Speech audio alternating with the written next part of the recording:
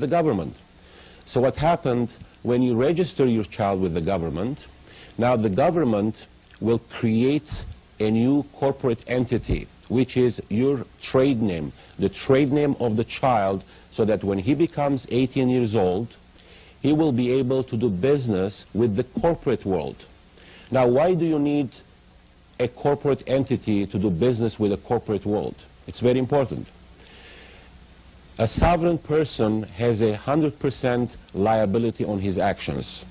He is responsible for everything that he does. If he commits a crime, he cannot hide. He has to pay for it. A corporate entity is a limited liability, so it's a limited power also. So you cannot do business with a corporation because it doesn't work in natural law. A corporation can do business with a corporation. Corporation, which is a limited liability, cannot do business with a sovereign, which is unlimited liability. One person over here taking full responsibility, and another person is not taking any responsibility. It doesn't work.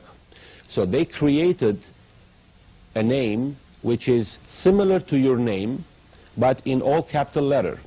Now, if you go in English grammar, you will see that proper nouns, proper English doesn't recognize all capital letter. It's always upper and lower case. So the child's name, its Christian name, it's upper and lower case. It represents the child. However, when you register, the government will create a corporate entity, which is your trade name that you will be doing a business with the corporate world, and it's going to be all capital letter. Now, in order to verify this, you're going to have to go to your wallets, and you're going to have to get all your documents out, and you will see that not even a single document will spell your name upper lower case. Everything is in capital letter. And the reason why, because those wonderful benefits and cards, it's not issued to you per se. It's been issued to your trade name. So if you have a Social Security card, that's not yours. That's for the trade name. The trade name has a Social Security card. The trade name has a driver's license, passports, and credit cards. And you will see everything in capital letter. Now, you can go to the bank to verify this and ask them if they can spell your name on their computer upper lower case. The teller probably will say, no problem, I'll do it. And as soon as she starts typing, even though their computer is the same as any other computer, you can do upper lower case or capital letter.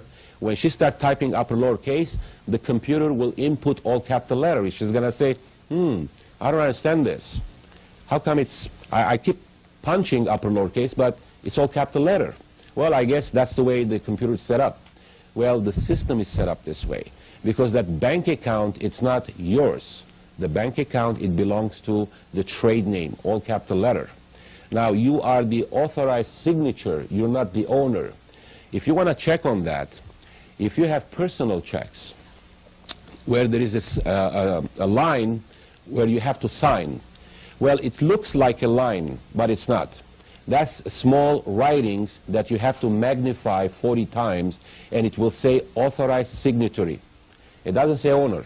Of course, you're not going to see it if you check it right now, but if you have a magnifying glass, you will see that it says authorized signatory. Because your signature, basically, you're putting on the check on somebody else's account. It's not your account. It's the corporate account. So what we're trying to say is there are two entities involved, which people, most of the people, they're confused by saying, well, my name is Vic Bedian, so I have a Social Security number, I have a driver's license. No, you don't. Upper lower case, the human being, flesh and blood, you cannot have any privileges. Some people, they say, I would like to get my sovereignty. What do I do? And I keep telling them, you are a sovereign.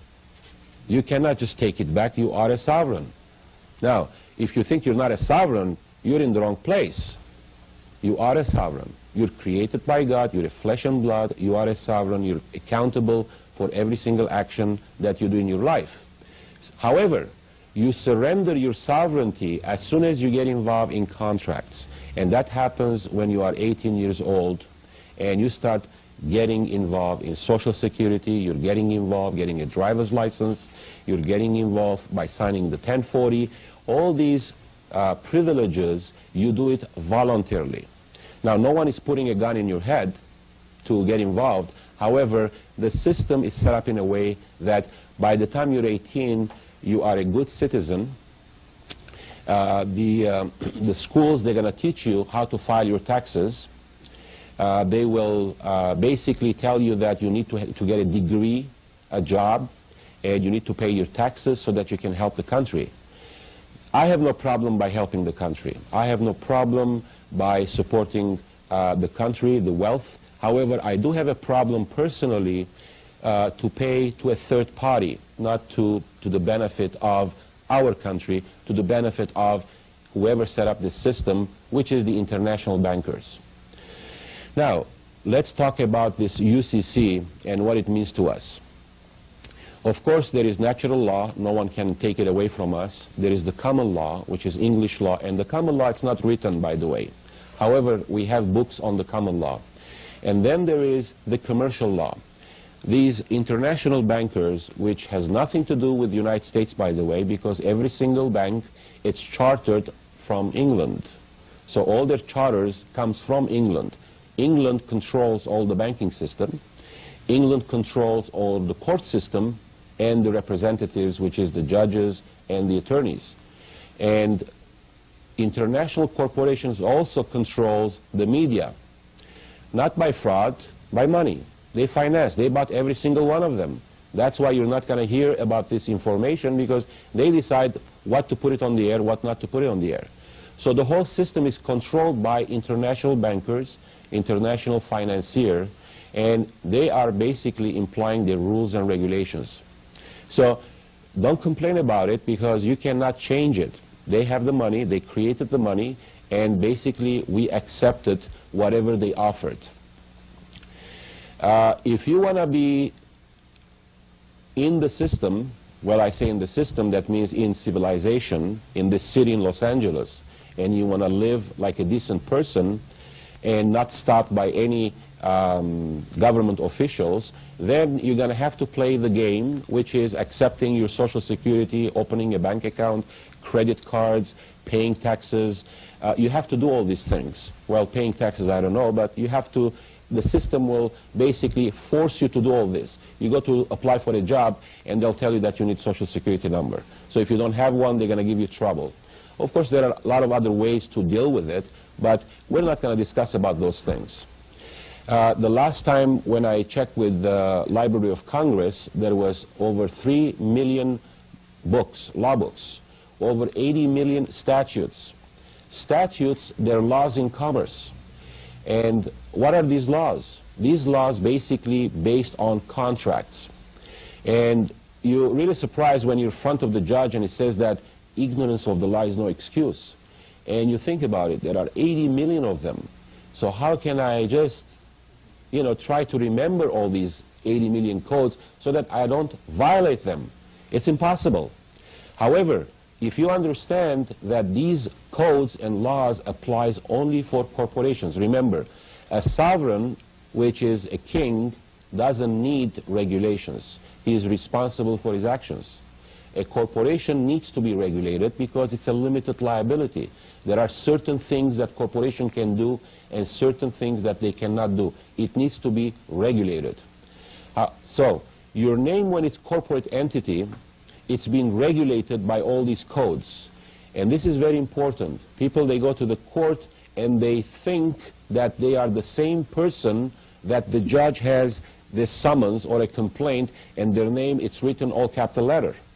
So this is the main problem that people, they have. You are not that person. That person is a corporate entity. However, since it was derived out of you, that name, when you were born, and it was given by your parents, it belongs to you. But it doesn't matter what you own in this country. It matters who controls it and who has a security interest. Since you never claimed your property, the government assumes the ownership.